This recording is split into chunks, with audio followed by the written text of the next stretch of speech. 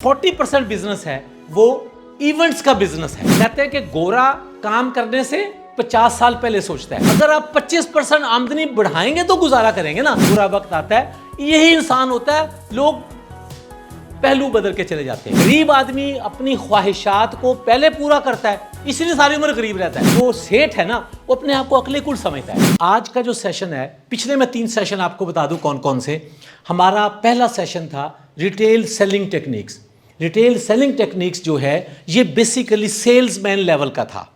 इसके बाद हमारा सेकंड सेशन जो था वो था रिटेल शॉप मैनेजमेंट, कि जी शॉप मैनेजमेंट के क्या क्या हमारे पास प्रिंसिपल्स हैं, शॉप मैनेजमेंट के लिए हमारे क्या कैरेक्टरिस्टिक्स हैं, कौन सा अच्छा शॉप मैनेजर होता है, इसके ऊपर हमने सारी बात की। ये आपको मेरे उसमें चैनल पे सारी चीज़ें मिल जाएंगी। इसके बाद फिर हमने लास्ट सेशन किया था customer service excellence. Customer service excellence क्या है कि कस्टमर सर्विस ये है कि आप आज की सोच रहे हैं, और एक्सीलेंस ये है कि आप कहते हैं कि मैं अगले स्टेप के लिए, जैसे आज प्रोएक्टिव और वो एक्सीलेंस तकरीबन मिलते जुलते हैं। अब आज का हमारा जो सेशन है वो है प्रोएक्टिव अप्रोच इन रिटेल।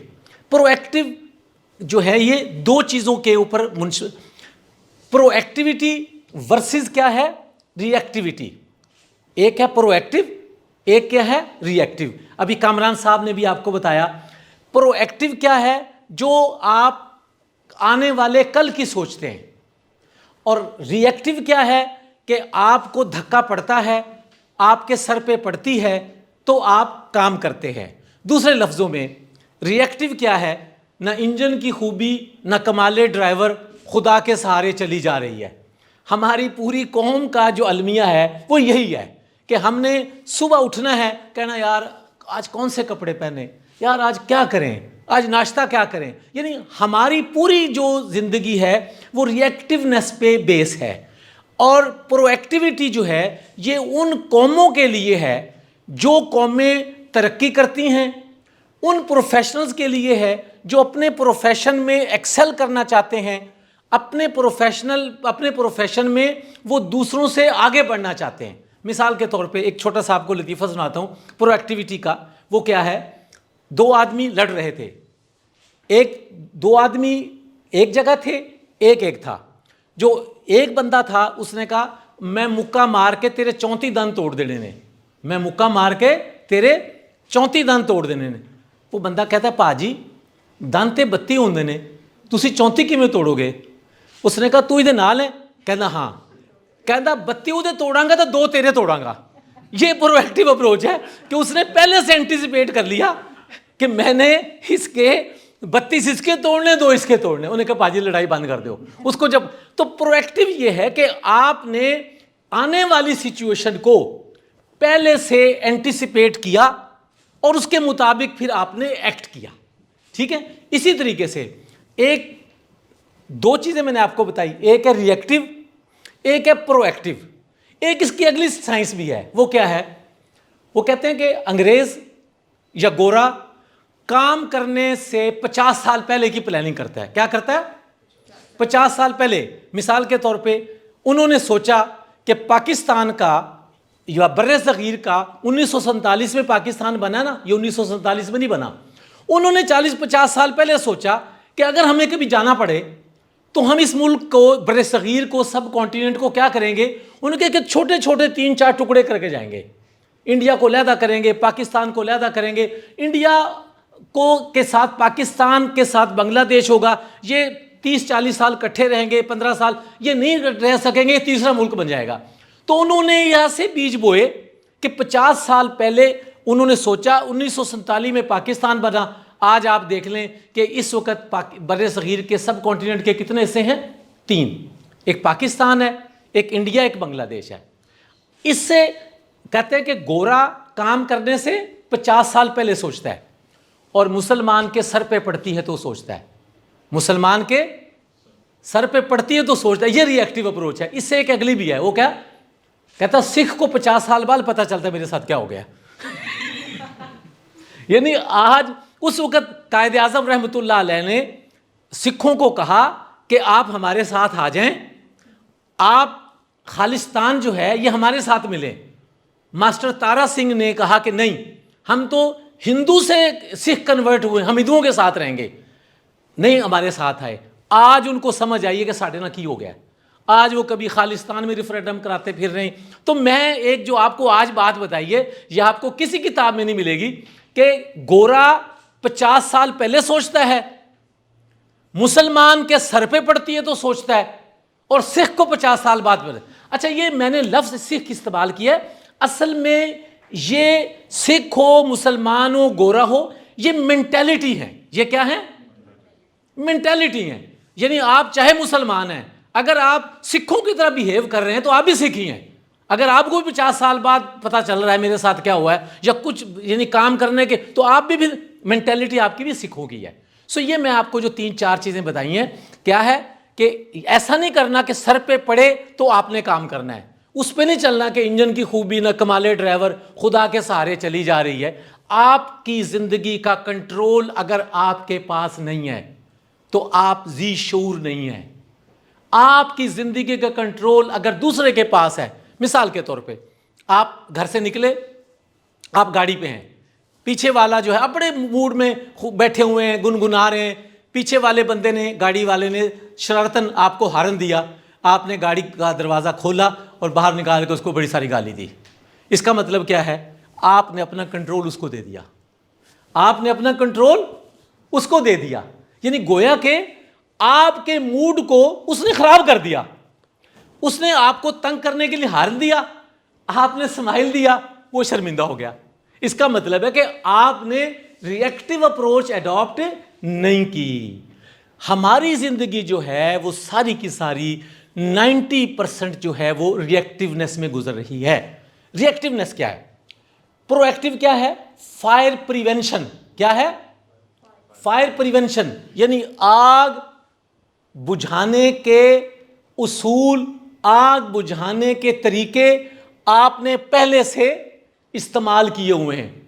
और रिएक्टिवनेस क्या है? Fire fighting. आग लग जाएगी तो ऐसी जनाब उस वक्त ढूंढ रहे होने हैं कि बाल्टी किथे, पानी किथे, फलाना क्या। तो ये जो अप्रोच है, ये हम जिन कौमों की ये अप्रोच है कि उन्होंने फायर फाइटिंग करनी है, सारी उम्र उनकी जो है ना वो इसी चीज़ में, आज फलां मसला हो गया, आज फलां मसला हो गया। मैं चूँकि रिटेल स्पेशलिस्ट हूँ और रिटेल के हवाले से मैंने आज आपको कुछ चीज़ें ऐसी बतानी हैं जो आपको ना यूट्यूब पे मिलेंगी, ना फेसबुक पे मिलेंगी, ना लिंक्डइन पे मिलेंगी। आपको वो चीज़ें यहाँ मिलेंगी बिकॉज मैं पिछले 39-40 ईयर्स से जो रिटेल में हूँ, मैं अपना प्रैक्टिकल एक्सपीरियंस आपको दे रहा हूँ। सबसे पहले क्या जी, रिटेल में सबसे अहम कस्टमर के अलावा कौन होता है? कस्टमर तो है ना, कस्टमर के अलावा रिटेल बिजनेस में सबसे अहम शख्स कौन है जी? जी नहीं, सेल्समैन मजदूर है। जो रिटेल में सबसे अहम है वो है branch manager, shop manager. Why? जो ब्रांच मैनेजर को या आउटलेट मैनेजर को हम बीएम ब्रांच मैनेजर कह लेते हैं। ये क्यों इंपॉर्टेंट है? इंपॉर्टेंट ये है, मैनेजमेंट ने जो कुछ भी इंप्लीमेंट करना है इसके जरिए करना है, सेल्समैन को तो नहीं कहेगा। मैं अभी एक, जैसे मैंने आपको बताया, एक ब्रांड के साथ था, उसके 1800 सेल्समैन है। कितने? 1800 सेल्समैन है। मैं उन सब का हेड था, मैं एचआर भी करता रहा। अब हमने कभी सेल्समैन से इंटरेक्ट नहीं किया। ब्रांचें कितनी हैं लाहौर में? 105। कितनी हैं? तो 105 बीएम जो हैं वो हमारा टारगेट होते थे। हमने इंस्ट्रक्शन किसको देनी है? बीएम को। अच्छा, अब बीएम के नंबर 1, नंबर 2, बीएम ने ही कस्टमर को सर्व करना है। सेल्समैन जो हैं उनको भी मैनेजमेंट किसने करनी है? बीएम ने। अगर कोई कंपनी अपने रिटेल बिजनेस को ठीक करना चाहती है, अगर वो बीएम को, ब्रांच मैनेजर को ठीक कर ले तो 80% मसला हल हो जाता है। हम ये कहते हैं, अब जैसे ये क्या है, बीएम ब्रांच मैनेजर के अच्छा, ये मेरी पिछली वीडियो में डिटेल मौजूद है, यहां मैं सिर्फ इसको चूंकि लिंक करना है इसलिए बता रहा हूं। ब्रांच मैनेजर के जो फंक्शंस हैं वो दो हिस्सों में है। एक क्या है सेल्स मैनेजमेंट, एक क्या है ऑपरेशंस मैनेजमेंट। ये अगर देखा जाए तो यूं लगता है कि जी दो बीएम होने चाहिए, एक सेल्स का काम करे एक ऑपरेशंस का करे। ऑपरेशंस के काम कौन कौन से होते हैं, कोई बता सकता है? ऑपरेशंस, एक ऑपरेशन लाइक कोई भी ब्रांच के अंदर पूरी टीम किस तरह से काम कर रही है, जो एक पूरा ऑपरेशन प्लान है उसमें उसको, ये सेल्स में आएगा। ऑपरेशंस का मतलब ये है कि आपने दुकान की सफाई करनी है, दुकान साफ होगी तो सेल्स होगी। आपने एसी इक्विपमेंट को ठीक रखना है, वो ठीक होंगे तो सेल्स होगी। इसी तरीके से अगर दुकान के अंदर और इस तरह की इन्वेंट्री है, दुकान में मेस बना हुआ है, कार्टन बिखरे हुए हैं, नीचे चीजें पड़ी हैं, यह ऑपरेशंस का काम है। लेकिन ऑपरेशंस के काम होंगे तो सेल्स का काम होगा जी। अभी इसको थोड़ा सा और आगे चलते हैं। ये जैसे सेल्स के काम में सबसे पहली क्या चीज है? Customer service. क्या है कस्टमर सर्विस? क्या है कस्टमर सर्विस? दरअसल बिजनेस कस्टमर का फोकस पॉइंट, जो बिजनेस का जो फोकस पॉइंट है वो कस्टमर है। अगर कस्टमर सेटिस्फाइड है तो आपका बिजनेस लॉन्ग टर्म, अभी जो मिसालें दे रहे थे, मिसाल के तौर पे अल्फदा की मिसाल दी उन्होंने, एक दो और ब्रांड्स की मिसाल दी है, उनके कस्टमर सेटिस्फाइड हैं तो उन्होंने एक ब्रांच से 25 ब्रांचें बना ली। पहले उनकी एक ब्रांच थी, 25 ब्रांचें बना ली, और वो 25 ब्रांचें जो हैं वो कामयाबी से चल रही, बिकॉज वो कस्टमर सारे लाहौर से एक जगह आता था। अब कुछ कस्टमर मॉडल टाउन का है तो मॉडल टाउन में अलग ब्रांच है, फैसल टाउन का है तो फैसल टाउन में अलग है, तो कुछ कस्टमर ऐड हो गए, कुछ उनके परमानेंट कस्टमर है। तो बेसिकली जो सेल्स के काम है इसमें क्या है? Customer service. कस्टमर सर्विस में हम इसकी, अगर आप पिछली मेरी वीडियो देखेंगे, कस्टमर सर्विस एक्सीलेंस, वो इसका एक एडिशनल वैल्यू एडेड पार्ट है। बिजनेस में कस्टमर को सर्व करना आज का काम है और कस्टमर सर्विस में एक्सीलेंस लाना कल का काम है।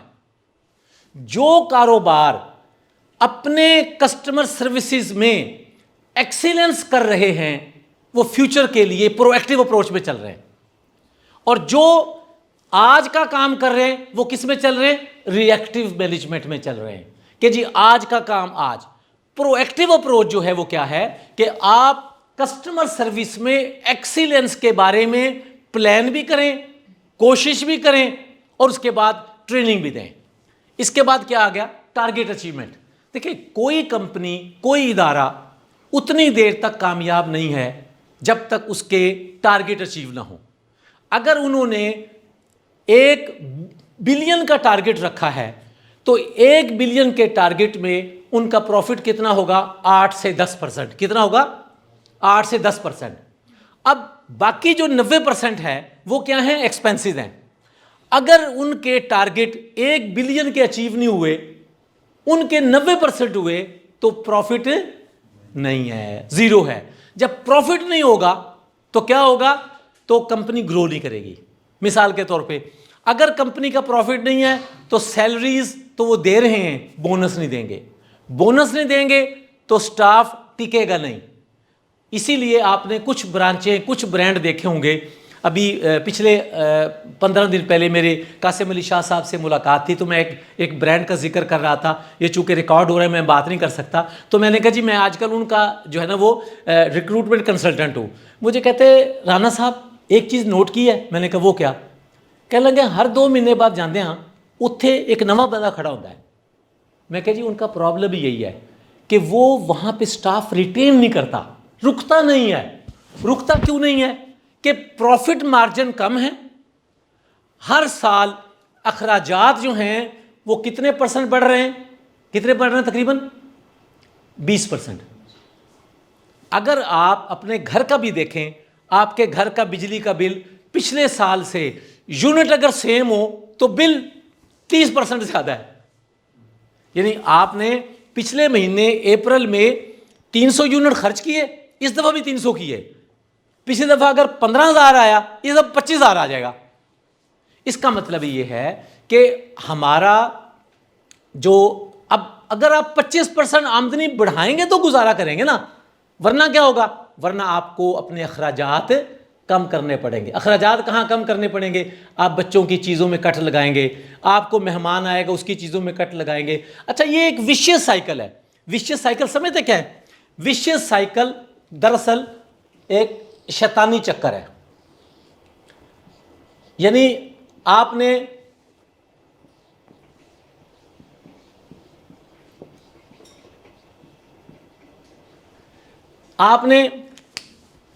आमदनी कम हुई, आपने अखराजात कम किए, तो इस वजह से कि मेरा गुजारा हो जाएगा, पता लगा आमदनी और कम होगी।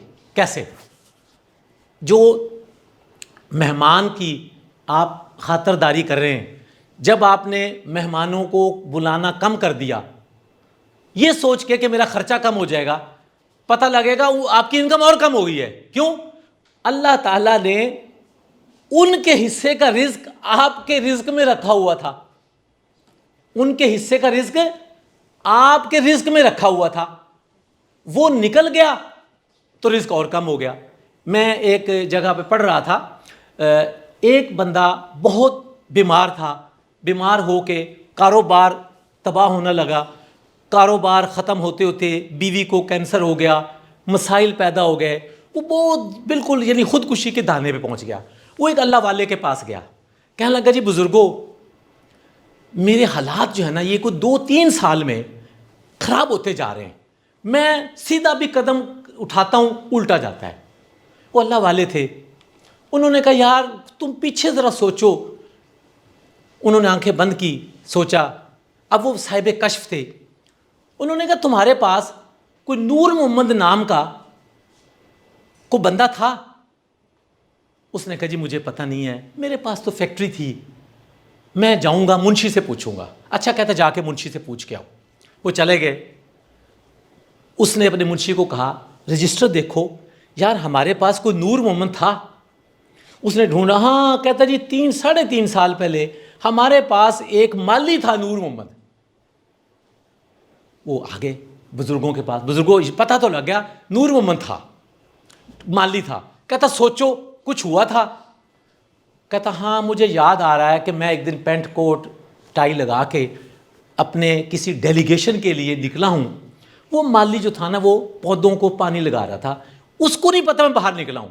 उसने यूं करके पाइप किया तो मेरे कपड़ों पे पानी गिर गया। मैंने उसको निकाल दिया कि यार देखो तुमने आज की मेरी सारी मीटिंग खराब कर दी, कोरिया से डेलीगेशन आया था, फलाना है। तो बुजुर्गों ने कहा अल्लाह ताला ने नूर मोहम्मद के रिस्क को तुम्हारे रिस्क में रखा हुआ था। तुम्हें जो रिस्क मिलता था नूर मोहम्मद के रिस्क की वजह से मिलता था। अब नूर मोहम्मद को ढूंढो। बड़ा परेशान हुआ गया। उसने कहा मुंशी को यार नूर मोहम्मद का पता मुझे बताओ। उसने पुराने रिकॉर्ड निकाले, जहां कहीं वो मैंने वो लोग काम थे खाते थे, लिखा हुआ था सूंस केसर का किसी गांव था, वहां पे वो नूर मोहम्मद का गांव था। वो बंदा वहां गया, जाके गांव में कहने लगा यार यहाँ पे नूर मोहम्मद है? कहता हाँ जी नूर मोहम्मद था, लेकिन वो 2-3 महीने पहले बड़ी कसम पुरसी में फौत हो गया। उसने कहा क्या हुआ?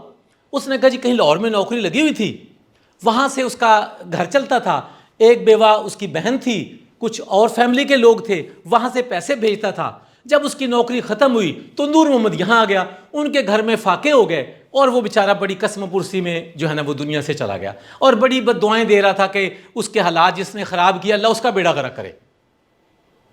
बस उसको समझ आ गई, बुज़ुर्गों के पास आया, कहने लगा बुज़ुर्गों वो तो बंदा फौत हो गया। कहता कोई बात नहीं, कफ़ारा अदा किया जा सकता है। उन्होंने क्या?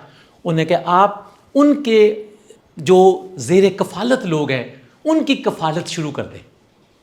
चुनांचे उन्होंने कफ़ालत शुरू की, अल्लाह ने हालात अच्छे करने शुरू कर दिए। ये कॉलम अपना जो हमारे वो जंग के कालम में एक बंदे ने बिल्कुल सच्चा वाक़या लिखा। ये मैं बताने का मतलब ये होता है कि कभी भी आप ये ना सोचें कि मैं इसको दे रहा हूँ, ये सोचें अल्लाह ताला ने उसका रिस्क मेरे रिस्क में रखा हुआ है, इस वजह से अल्लाह हमें दे रहा है। मैं बताना अच्छा तो नहीं समझता, लेकिन बहरहाल अल्लाह ताला माफ़ करे, कोई तकब्बर का या वो सिलसिला ना हो, अस्तगफिरुल्लाह करके कहता हूँ। लेकिन आपको ना वैसे एक आपकी तरगीब के लिए बताता हूँ। मैं फारिग था तो मैं एक नौकरी के लिए कोशिश कर रहा था। मुझे मैसेज आया कि आपके फ़लाँ जो दोस्त हैं उनके बेटे को कैंसर हो गया है और उसको बेचारे को मदद की ज़रूरत है। मैंने अपने दोस्तों को कहा कि यार सब मदद करें।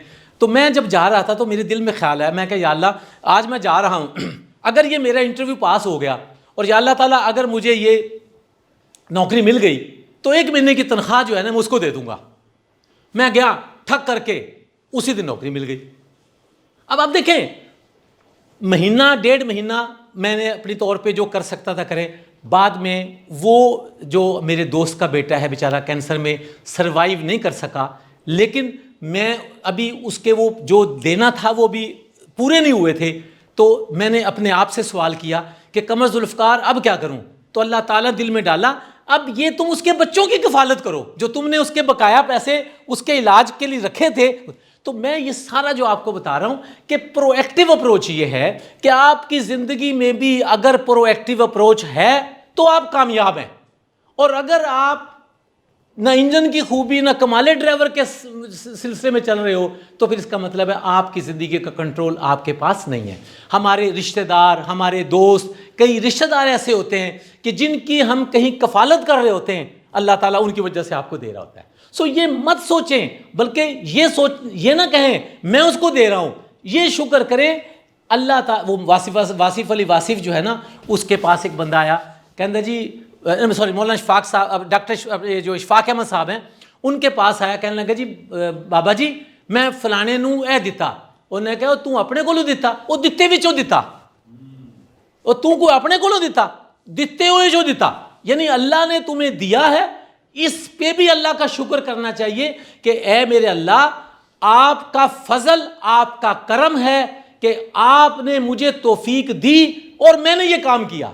उसमें मैं का लफज ना आए, ये कहें कि या अल्लाह ये आपका करम है, ये आपका फजल है, ये आपकी मेहरबानी है, आपकी तौफीक है। इंसान का अपना कुछ नहीं है। यकीन करें यही इंसान होता है, खुदा ना करे बुरा वक्त आता है, यही इंसान होता है, लोग पहलू बदल के चले जाते हैं।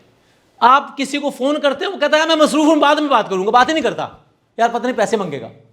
सो ये अल्लाह का एहसान है जी। इसके बाद हम आ जाते हैं प्रोएक्टिव अप्रोच इन रिटेल में, कि प्रोएक्टिविटी क्या है। अगर मैं एक लफ्ज़ में बताऊं, प्रोएक्टिव का मतलब है प्लानिंग के साथ चलना। क्या है प्रोएक्टिव का मतलब? क्या है? प्लानिंग के साथ चलना। हमारी ज़िंदगी में प्लानिंग नाम की चीज़ ही कोई नहीं है। हम रोज़ाना की बेसिस पे फायर फाइटिंग कर रहे हैं। रिटेल में सबसे बड़ी मैं आज आपको बताता हूं, जो 40% बिजनेस है वो इवेंट्स का बिजनेस है। मिसाल के तौर पे मैं फुटवेयर कंपनीज में रहा। फुटवेयर कंपनी में ईद और स्कूल, इनका बिजनेस 40% है। ईद के कितने दिन हैं? आखिरी 10 रोज़े जो हैं, यानी 21वें रोज़े से लेके 30वें तक। और स्कूल अगर 14 अगस्त को खुल रहे हैं तो 10 अगस्त से लेके 20 अगस्त तक, इन 20 दिनों में 40% बिजनेस होता है। कितना? एवरेज, कहीं 35 होगा, कहीं 40। तो इन सारे जो मतलब ये दो। अच्छा, अब इसी तरीके से जो बेकरी हैं उसमें क्या है? बेकरी में अगर आप देखें तो शबरात, ईद और मुहर्रम, ये 3 जो इवेंट्स हैं इनमें 40% बिजनेस है। बाकी तकरीबन 11 महीनों में 60% बिजनेस है। तो जो प्रोएक्टिव होगा, इवेंट्स की प्लानिंग करेगा, उसका बिजनेस जो है वो कामयाब होगा। अब प्लानिंग किस चीज़ की है? Number 1 staff. सबसे पहले आपने क्या प्लान करना है कि मेरे इन इवेंट्स के लिए कितना स्टाफ चाहिए। जो सर पे पड़ती है बगैर तरबियत के, बगैर उसको तरबियत दिए आपने यूनिफॉर्म पहना के बंदूक दे के खड़ा कर दिया, वो लड़ाई नहीं कर सकता, सिर्फ चौकीदारी कर सकता है। कितने लोग हैं रिटेल में जो इवेंट्स के लिए स्टाफ की महीना पहले 2 महीना पहले प्लानिंग करते थे। अभी मैं पिछले दिनों बड़ा तजर्बा हुआ। मैं एक रिटेल के नेटवर्क का HR और ट्रेनिंग का हेड था। मैंने उनको कहा कि जी इस वक्त 2 चीज़ें आ रही हैं। क्या भला?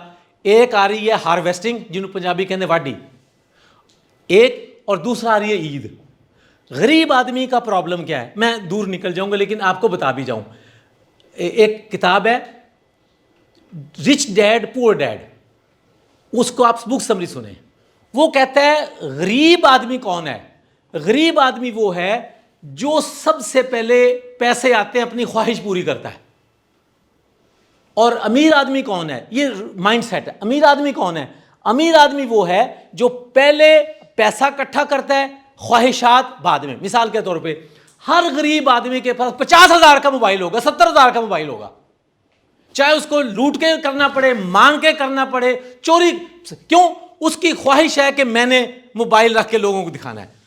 और अमीर आदमी के पास क्या होगा?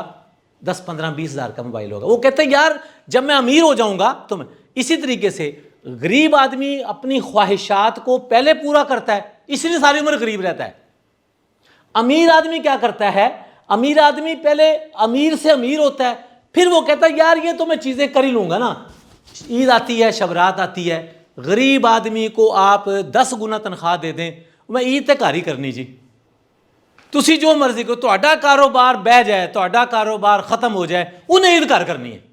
तो मैंने उनको कहा, मैंने कहा जी ये 2 इवेंट्स आ रहे हैं, अगर आपने सैलरी, चूँकि ईद थी इस दफ़ा 10 को, मैंने कहा जी अगर आपने तनख्वाह जो है वो पहली दूसरी को दे दी तो स्टाफ भाग जाएगा। वो उन्होंने मेरा कहना मान लिया।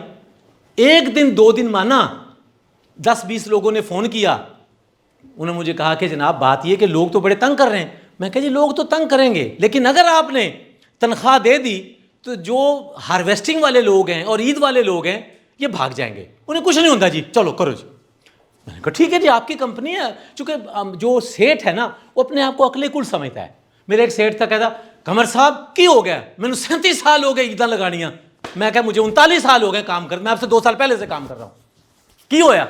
जब वो गए, पता कितने बंदे, मैंने 2-2.5 महीने में 225 बंदे भर्ती किए थे, 300 बंदे छोड़ गए।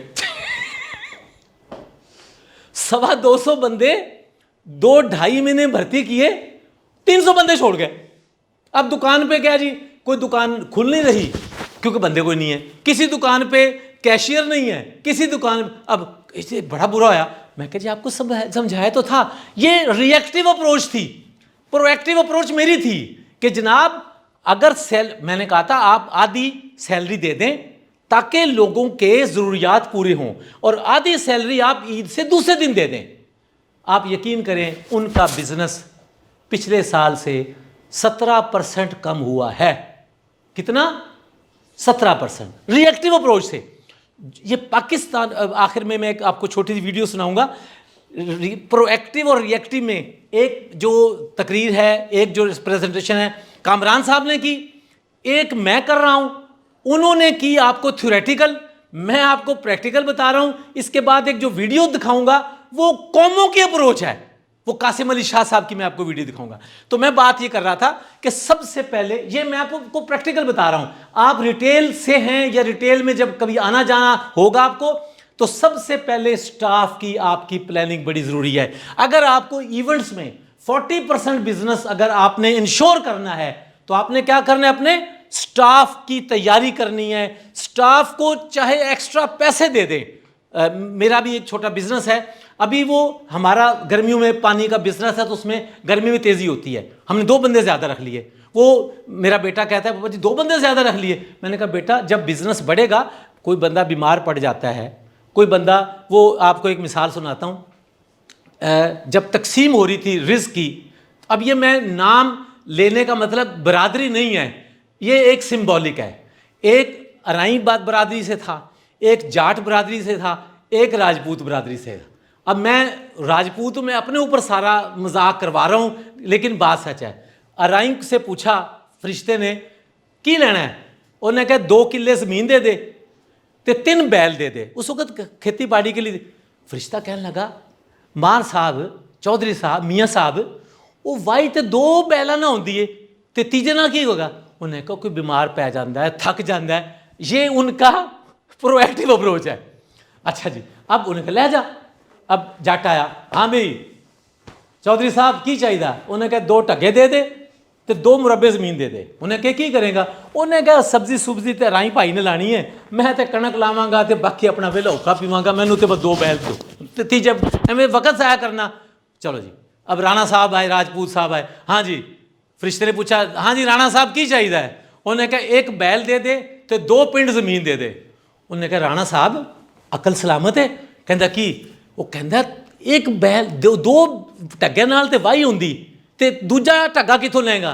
कहता ये राई भाई जो लैके जा रहा ये को लागे। अप्रोच। उन्हें कहा 2 पिंड ज़मीन वो तो 200 मुरब्बा होता है तो इन्नी वाही किमें करेगा? उन्हें कहा जिम्मेदारा किन्ने करना, बेचांगे खावांगे, को 5-7 नस्ल खा लें, यही बड़ी है। ये मैं बरादरी नहीं बता रहा, ये मैं माइंड सेट बता रहा हूं। वो माइंड सेट आप पाकिस्तान में भी देखेंगे। पाकिस्तान में भी हर बजट में आप देखेंगे ये पैसे कहां से आएंगे? खाना खाली ए मंगने ने, ए कुछ ना कुछ बेचना है। कभी असी फलां शेप बेचांगे, कभी ग्वादर बेच लांगे, कभी असी जनाब तालिबान बेच लांगे। यानी उन्होंने वो खाना ही रखा हुआ है रिएक्टिव का। ठीक है जी, कुछ नहीं होएगा, अवाम के उत्ते टैक्स ला देंगे, बिजली नू बता। तो ये हमारी जो अप्रोच है ना, ये कौमों के नीचे जाने की अप्रोच है, ऊपर जाने की नहीं है। तो मैं बात कर रहा था कि जी स्टाफ, अच्छा मेरा जो स्टाइल है ना बिल्कुल, वो मैं असल में बोर नहीं होने देता। मैं कोई इल्मी बातें कम करता हूँ, प्रैक्टिकल बातें ज़्यादा करता हूँ। जैसे मैंने कहा कि मैं खुद राजपूत हूँ, मैंने अपने ऊपर ले लिया क्योंकि उसकी वजह कि माइंड सेट यही है। आप जहाँ भी देखेंगे जो भी इस बरादरी का होगा 80-90, जब तक ज़मीन बिक नहीं जाएंगे ना, काम नहीं करना उन्होंने। पहले ज़मीन बेचेंगे, फिर अगली नस्ल जी ना वो काम करेगी जी। इसके बाद क्या है जी, स्टाफ में आपको क्या चाहिए? Hiring and training. जब तक स्टाफ को आप हायर प्रोएक्टिव होके नहीं करेंगे, उनकी ट्रेनिंग नहीं करेंगे, तो आप इवेंट के 40% को कैप्चर नहीं कर सकते। मैं मल्टीनेशनल कंपनी में रहा हूं, फुटवेयर की कंपनी में, नाम इसलिए नहीं मैं लेता कि वो रिकॉर्डिंग हो रही है। देखें उनका काम क्या था, ईद से पहले वो बाकायदा स्टैंडर्ड बनाते थे। इस दुकान पे इतने जोड़े बिकने हैं, इस दुकान पे इतने टेम्परेरी सेल्समैन होंगे। वो 15 शाबान से यानी रमज़ान से 15 दिन पहले रखते थे। काम कितने दिन करना है? 10 दिन, 21वें रोज़े से लेके और 29-30 तक। लेकिन 1 महीना उसको रख के वो हायर करते थे और क्या करते थे? ट्रेन करते थे। बाकी जितनी लोकल कंपनीज हैं, यकीन करें, ना इंजन की खूबी ना कमाले ड्राइवर। यानी मैंने बताया, मैंने कि गोरों की कंपनी में भी काम किया, लोकल भी कंपनियों में काम किया, उनको समझ नहीं आती। उसकी वजह क्या है? एक्चुअली वो समझना चाहते नहीं हैं, वो अपनी कैपेसिटी को बिल्ड नहीं करते। बदकिस्मती क्या है, अगली जो जनरेशन उनकी आ रही है वो भी अपने अब्बा के नक्शे कदम पे चल रही है। और उनमें से मैं आज आपको चैलेंज से कहता हूँ, पाकिस्तान की जो लोकल कंपनियां हैं तीसरी जनरेशन में आकर ठुस हो जाती हैं। क्यों हो जाती हैं? वो प्रोएक्टिव नहीं है, अपने बच्चे के लिए प्लानिंग नहीं की कि उन्होंने ये काम कैसे करना है। उसके बाद क्या होता है, जो ही वो तीसरी नस्ल आती है वो कहता है यार साड़ी कंपनी की वर्थ कितनी? उन्हें कहा जी ये 10 अरब की कंपनी है, आ कितना रहा? उन्हें कहा जी 5 करोड़ आ रहा, बड़ा घट है यार। मैं 10 अरब बैंक च रखा तो मैनू तो जनाब उतों 50 करोड़ आना है। मैं कैनेडा के विच एक प्रॉपर्टी लै लवां उत। अब वो तीसरी जनरेशन जो है हमारे पाकिस्तान की जो कंपनी है, उनकी तीसरी जनरेशन कम बिजनेस को बेचेगी या कनाडा भाग जाएगी। अक्सर तो आपने निराला का नाम सुना है ना, कहीं नज़र आती है? यही हुआ है। निराला स्वीट सबसे पुरानी कंपनी थी। मैं एक कंपनी का कंसल्टेंट रहा हूँ, फजल स्वीट्स, उनके 11-12 आउटलेट थे 5-6 रह गए। ये क्यों हो रहा है? हम प्रोएक्टिव नहीं है, हम रिएक्टिव हैं। हम समझते हैं जो काम चल रहा है वो चल। अच्छा, इसके बाद क्या है? Product knowledge.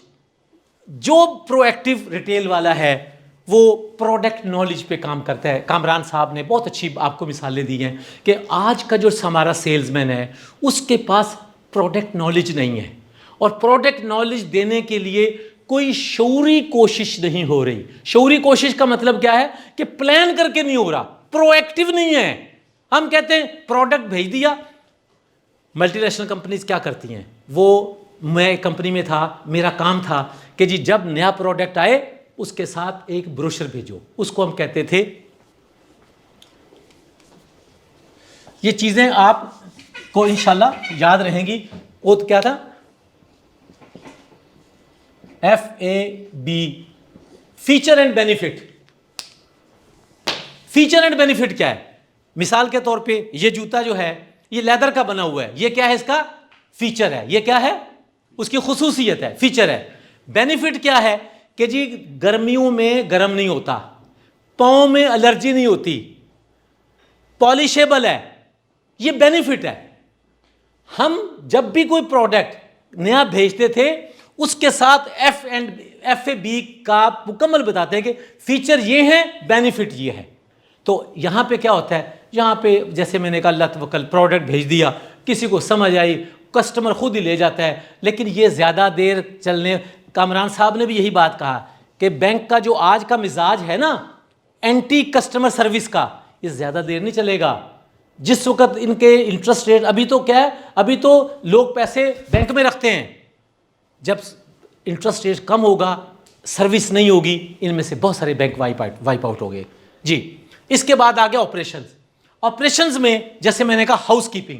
हाउसकीपिंग एक लफ्ज़ है, लेकिन असल में हाउसकीपिंग क्या है? हाउसकीपिंग में भी प्रोएक्टिव अप्रोच ये है कि आपका अगर वॉशरूम है उसका पीरियोडिक एक चेकअप का होना चाहिए कि जी आप मैकडोनल्ड जाएं या आप KFC जाएं, किसी लिखा होगा कि जी वॉशरूम इतने बजे साफ किया, फिर इतने, यानी वो टाइम लगा हुआ है।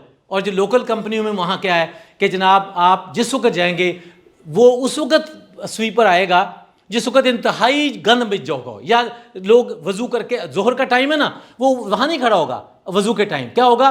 जोहर आप नमाज पढ़ रहे हैं, सारा कचरा पड़ा हुआ है, जब सारे चले जाएंगे फिर वो सफाई कर रहा होगा। भाई अल्लाह के बंदे, जब तुम आप बार्बर शॉप पे जाएं, क्या होगा? वो कटिंग कर रहा है, बाल नीचे गिर रहे हैं, ठीक है जी। जब आप जाके बैठ जाएंगे वो झाड़ू लेके आपके सामने सफाई करना। मैंने कहा खुदा के बंदो यार, तुम्हें एक बात समझ नहीं आती, तुम ये नीचे जो बाद में सारी मिट्टी और सारे बाल इकट्ठे करते हो, इसका कोई सिस्टम बनाओ, शीट रख लो उठा के। लेकिन बात हुई है कि यहाँ पे सबसे बड़ा अलमिया ये है कि हमारी एस्थेटिक्स और हम अपने आप को इम्प्रूव करना ही नहीं चाहते। अच्छा, जिसको बताएं ओ जाओ जाओ जी, वो आपने एक मिसाल दे, वाक़या बताता हूँ। वो एक कोल्लू जो था ना, वो चल रहा था, बैल के गले में घंटी थी, जब गर्दन हिला रहा था तो वहाँ से कोई ग्रेजुएट गुजरा, कहने लगा भाई जी एक घंटी क्यों बनी है? कहता नाल ही मेरा घर आ, ए जदों टुरन लग पैंदा है तो मैं घर जाके बह जाना, घंटी वजदी रहिंदी है, मैनूं पता लगता रहता है बैल चल रहा। सोचता रहा, कहता जी ये जे बैल खड़ा होके सिर्फ गर्दन लांदा रहे टुरे ना, तुहानूं किवें पता लगेगा? कहता ये मेरा बैल है, ये ग्रेजुएट नहीं हैगा तेरे तरह ग्रेजुएट फलसफी नहीं हैगा। तो हमारा प्रॉब्लम ये है कि हमने अपने हिसाब से ये चीज़ें देख ली हैं कि भाई, अब ये मैं एक मिसाल दी है। मैं एक कंपनी में गया तो वो वहाँ पे ट्रेनी मैनेजर जो हैं वो ग्रेजुएट रख रहे थे, वो काम बढ़ा लेते थे ट्रेनिंग में। आपको पता काम, वो एक ग्रेजुएट आया जनाब, उसने क्या किया, कोई 15 दिन काम किया तो 15 दिन के बाद वो रिज़ाइन दे गया। मैंने पूछा, मैंने कहा यार बात ये है तुम छोड़ के क्यों जा रहे हो? कहता जी तुसी इश्तिहार दिता सी सानू ग्रेजुएट चाहिए, तुसी ग्रेजुएट खोते नहीं मंगे सन, तुसी तो खोते वाला काम लेंदे हो। यानी हमारे यहाँ जो ट्रेनिंग का जो काम है वो भी लोग नहीं करना चाहते, वो कहते हैं बस जाते ही जो है हमें अफसरी कर दे। जी मैं क्या कह रहा हूँ, हाउस कीपिंग क्या है? पार्किंग से लेके वापस पार्किंग तक, पार्किंग से लेके पहले पार्किंग, फिर शॉप फ्लोर, फिर वॉशरूम। पहले ज़माने में बचिए आप, पहले ज़माने में जब रिश्ता करने जाते थे ना, वो क्या चेक करते थे? उसका किचन या वॉशरूम चेक करते थे। वो कहते थे जो ये साफ है ना, इसका मतलब है सुगड़ खा रहा है, ठीक है जी। या दूसरा क्या करते थे, कहते थे तेरी नानी कौन है। तो मकसद कहने का ये कि जो ऑपरेशंस में हाउस कीपिंग है, अगर आपकी हाउस कीपिंग ठीक नहीं है, आप जो मर्जी काम कर ले। अब इसमें प्रोएक्टिव आपकी प्लानिंग होनी चाहिए कि मैंने कितनी देर बाद, चाहे कागज़ पड़ा हो या ना पड़ा हो, जो एक आपने प्लान किया है उसके मुताबिक जो है वो चलता है। इसके बाद क्या, इन्वेंट्री मैनेजमेंट। वो मैं फिर आ रहा हूँ उस पे, इवेंट्स पे। इवेंट में वो बिजनेस करता है जिसकी इन्वेंट्री मैनेजमेंट ठीक होती है। इन्वेंट्री मैनेजमेंट का क्या मतलब, इन्वेंट्री मैनेजमेंट का मतलब है कि उसको पता हो कि मेरे पास गर्मी में सेल कितनी है, स्टॉक कितना होना चाहिए, क्या चीज़ होना चाहिए। इसका लिंक फिर आगे से आता है। किसी ने सुना है ये नौज और बीबी लफ्ज़ सुना है? नहीं। नौज क्या है, आर्टिकल दो किस्म के होते हैं।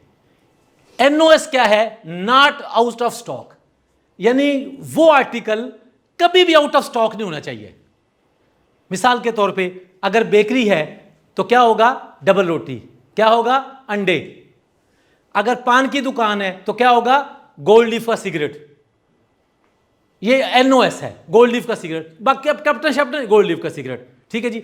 अगर अब ये क्या है, एक बंदा पान लेने आया, उसने कहा जी एक पान और एक गोल्ड लीफ का सिगरेट। अगर उसने कह दिया ना कि गोल्ड लीफ का सिगरेट नहीं है, पान दे दो, उन्होंने कहा फिर मैं सिगरेट नहीं, फिर पान भी अगो ले लूंगा। तो ये एनओएस जो है, इसी तरीके से जो नॉट आउट ऑफ स्टॉक का है कि आपके पास स्लीपर जो हैं वो कभी भी आउट ऑफ स्टॉक नहीं होने चाहिए। अगर फुटवेयर का काम है, गारमेंट्स है, आपके पास जो आपका हमेशा चलने वाला सूट है वो कभी भी आउट ऑफ स्टॉक नहीं होना चाहिए। यानी जो नॉज पे काम करता है, और बीबी क्या है, ब्रेड एंड बटर। नॉज जो है वो उसका ब्रेड एंड बटर है, यानी उसकी रोटी पानी हुई है। अगर बेकरी पे अंडे नहीं है तो डबल रोटी आपसे नहीं लेगा, वो गया मैं उथो ही ले लूंगा। सो ये जो चीजें हैं प्रोएक्टिव अप्रोच में, आपने proactively housekeeping, inventory management, NOS या बीबी, एनओएस के ऊपर काम करना है कि ये कभी भी आउट ऑफ स्टॉक नहीं होने चाहिए जी। इसके बाद फिर प्रोएक्टिव अप्रोच रिटेल में क्या चीज़ है, इक्विपमेंट्स। आजकल क्या है कि मिसाल के तौर पे जितने भी घर हैं, क्या होता है, यूपीएस बंद हो गया। घर में तो अफोर्ड कर लेते हैं, दुकान पे नहीं हो सकते। आपको ये देखना है कि हर हफ्ते क्या मैं अपनी दुकान की यूपीएस की बैटरी को पानी डाल रहा हूँ, और अगर आजकल की ड्राई बैटरी है तो क्या है, तो क्या मेरी जो बैटरी है वो चार्ज उसकी ठीक है। तो ये इक्विपमेंट में प्रोएक्टिव अप्रोच वाला रिटेलर कामयाब होता है। फिर क्या है, एसी। एसी में चल गर्मी आई, ऑन कर दी, चल रहा, हफ्ते बाद ठुस हो गया, सर्विस नहीं कराई, कितना सब 1000 रुपये लगेगा। यानी प्रोएक्टिवली अगर आप, अच्छा फिर जब तक चल रहा है, जब तक रुकेगा नहीं बोला आपको नहीं चाहिए। अगर मेरा ये है, मैं महीने बाद उसके फिल्टर साफ, यानी ये जो चीज़ें हैं ये आपके बिजनेस से प्रोएक्टिव अगर आप हैं तो आपका बिजनेस कभी डाउन नहीं जाएगा। फिर क्या है, चिलर। अगर आपकी बेकरी है तो आपने अगर चिलर का अचानक ठुस हो गया, उसकी सर्विस नहीं कराई, या आपके पास बैकअप में कम अगर चेन है तो बैकअप में क्या करते हैं, एक्स्ट्रा रखते हैं कि ठीक होने में उसका 24 घंटे लगे, लेकिन फौरी तौर पे उसको उठा के नया भेज देते हैं। इसके बाद क्या, अदर्स में कई चीज़ें आ जाती हैं जो आजकल मिसाल के तौर पे सिस्टम है हमारा, ROS क्या POS सिस्टम है, यानी जो भी आपके इक्विपमेंट्स हैं रिटेल में प्रोएक्टिव अप्रोच के लिए ये बहुत ज़रूरी है कि आप इन पे काम करें जी। इसके बाद प्रोएक्टिव अप्रोच में वो सारी चीज़ें हैं रेगुलर, ये हैं इमरजेंसी। इमरजेंसी में क्या है, यूपीएस है, अगर रिटेल में है आपके पास इमरजेंसी लाइट होनी चाहिए। बाज़ औक़ात अचानक कस्टमर से दुकान भरी हुई है, बिजली चली गई, यूपीएस भी नहीं भर, तो आपके पास 1000, 2000, 3000 की एक जो बैटरी अपना वो लाइट है वो एकदम चल जाए। यानी ये इमरजेंसी की चीज़ें, यानी आपने प्रोएक्टिव हो के भी आप फिर भी कहीं प्रॉब्लम में आ सकते हैं। ये मैं आपको जो चीज़ बता रहा हूँ ये है इमरजेंसी के लिए हमेशा जहन में रखें। इसके बाद क्या है, किट। आपके पास हर दुकान में, रिटेल के पास टूल किट होनी चाहिए। उसमें आपके पास पेचकस, ये बाज़-औक़ात एक पेचकस के लिए ढूंढते ऐथे पे ऐसी ओ नाल गुआंढी ले गया सी, तो इस तरह करके। तो ये आप जब तक अपनी किट, फिर किट में आजकल एक और चीज़ है, वो क्या है, आपके पास मेडिकल की भी एक छोटी सी किट होनी चाहिए जिसमें पैनाडोल, ये वो, इस हवाले से जी। इसके बाद फ़ोन नंबर, आपके पास जो इमरजेंसी से मुतल्लिक फ़ोन नंबर हैं, मिसाल के तौर पे आपके पुलिस स्टेशन का नंबर है, आपके पास जो भी फ़ोन नंबर चाहिए, थाने का नंबर है, जहाँ से भी हों, तो वो सारे आपके पास हैंडी होने चाहिए, ये इमरजेंसी के लिए। और उसके बाद क्या आपकी दुकान में फायर एक्सटिंग्विशर है? खुदा ना खास्ता आपने देखो ना, आपने 2 करोड़ की दुकान बना ली, फायर एक्सटिंग्विशर कितने का? 5,000 का, 10,000 का नहीं है, आग लग गई, सारा तबाह हो गया, वो फायर एक्सटिंग्विशर नहीं है। तो ये यानी प्रोएक्टिव की ये अगला स्टेज है कि आप सारी प्रोएक्टिवली काम कर रहे हैं, इसके बावजूद भी इमरजेंसी की तैयारी करके रखें जी। इसके बाद क्या है, इंश्योरेंस। मिसाल के तौर पे, क्या आपकी दुकान रिटेल की, क्या आपकी इंश्योर्ड है? भाई अगर 2 करोड़ की दुकान है, 2 करोड़ की इंश्योरेंस नहीं करवाते तो कम से कम 50 लाख की करवा लें यार। कुछ ना कुछ तो, वो कहता है भागते चोर की लंगोटी से ही कुछ ना कुछ तो आपको कंपनसेशन मिल जाएगी, ये नहीं लोग करते। इसके बाद क्या है, लेबर लॉ। लेबर लॉ में आप देखें कि क्या लेबर इंस्पेक्टर से मिलके जो काम हो सकते हैं, कि आपकी हाजिरी रजिस्टर है, आपके पास और चीज़ें हैं, वो सारी चीज़ें मौजूद हैं, ये इमरजेंसी की ज़रूरत है। इसके बाद क्या है, लाइसेंस। लाइसेंसिंग में क्या है, अगर आप पानी का काम कर रहे हैं, आपको फूड अथॉरिटी से लाइसेंस लेना पड़ेगा, या मिसाल के तौर पे बेकरी है, उसको फूड अथॉरिटी का। फिर लाइसेंस की प्रोएक्टिवली आपने क्या करना है, उसकी रिन्यूअल भी करवानी है। बाज़ औक़ात क्या होता है, अच्छा अब हमारा एक दोस्त है, उसका प्लांट है पानी का, वो क्या हुआ, वो फिल्टर कितने के बदलते हैं, 2000 के, वो नहीं बदले, लड़के ने नहीं ख्याल किया, वो आए देखा फिल्टर काले, उन्हें 10,000 जुर्माना कर गए। अब क्या भाई, अगर वो अच्छा अब कस्टमर भी ख़राब हो रहा है, वो 2000 के फिल्टर, अब वो जब 10,000 का टीका लगा है, अब वो ठीक टाइम पे करता। हमारे यहाँ ये है कि जदों तिकर धक्का नहीं पैंदा, असी नहीं उठना, ये हमारी कौम का अलमिया है।